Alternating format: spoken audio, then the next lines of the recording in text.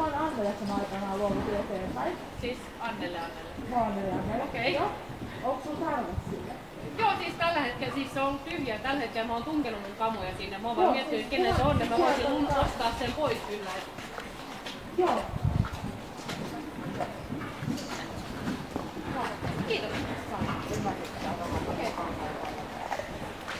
Se on vaan silleen, että normaali muuta. Niin. Joo, mutta siihen on, kun lukossa on hävinnyt avaa. Joo. Nyt sektoitettu. Niin, mulla oli ketju ja munalukko. Mä luulasin sen lukon itse irti.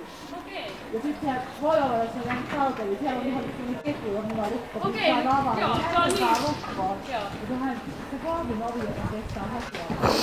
Okei. Se on vähän tosi hyvä. Ihan oikeesti.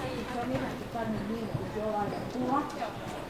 Se voi olla, että se ketju ja lukko on kyllä kadonnut, mutta se oli kaksi. Sen tämmöistelin ketju ja munalukko. Ottamaan sen alapois, miten saa lukki ketju ja nimenomaan ketju. Joo. Joo, ei. Sano Annelle, että sä omit. Okei. Joo, on sovittu. Okei.